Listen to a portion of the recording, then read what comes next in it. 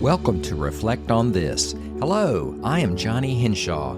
Many years ago, I discovered that I could use my passion for research and analysis to also discover important truths from God's Word and then apply them to my life in practical and intentional ways. Remember, it's not about religion or rules, but about relationship with Jesus.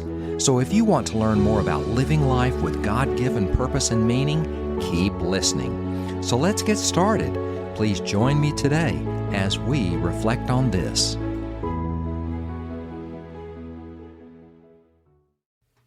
In 2016, while we were in our previous home, we had the third occurrence of honeybees coming into our house during the 27 years we had lived there. As in the previous times, we could see that they were coming in through a gap where the outdoor siding met the brick at the end of the house. We consulted with many people who were knowledgeable about honeybees, and the consensus was that we would need to remove the siding to get to the nest. Simply fogging the bees, as I had previously done, would indeed kill the current group of bees, but would not prevent new swarms of bees from coming. We needed to remove the nest, or else new bees would smell the honey in the nest and would return, as they had indeed done 3 times. We made the decision to schedule our contractor to do the costly work of removing the siding. But he said that his workers could not do the work until the bees were killed.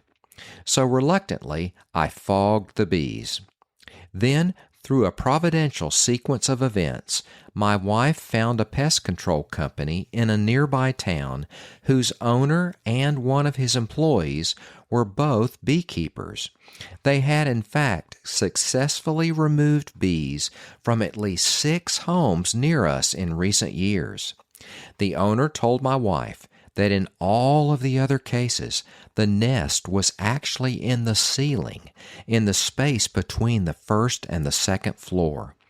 He said that he would use a stethoscope to listen for the bees through the ceiling to locate the nest, and then simply cut a hole in the ceiling sheetrock and remove the nest. Our joy at hearing this promising news then turned to despair, as we realized that just 2 days before, I had killed the bees in preparation for removing the siding. Without live bees still being in the nest, the guy would not be able to hear where the nest was. So that night, my wife and I prayed, utilizing a spiritual principle that we had learned in years past. We reminded God that it had previously taken many years for another set of bees to return, but we needed bees now in order for the guy to find and remove them now, so that the messy ceiling repair could be done before the upcoming refinishing of our hardwood floors. And you know what? God sent new bees within the next day or 2, and the guy found and removed the nest, filling a 5-gallon bucket with the honeycomb he removed through the hole he cut in the ceiling. God used these honeybees to remind us of a powerful principle of prayer, the power of crying out to God. My wife and I had audibly cried out to God, and He answered us in an amazing way. There was a fervency in the prayers of biblical saints, a fervency that is inherent in crying out. Charles Spurgeon said, "He who prays without fervency does not pray at all."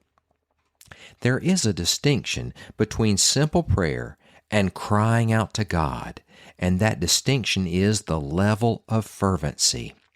The following are only a few of the many scriptures that address this principle. "Call to me, and I will answer you, and I will tell you great and mighty things which you do not know." Jeremiah 33:3 NASB. "And call upon me in the day of trouble. I shall rescue you, and you will honor me." Psalm 50 verse 15 NASB.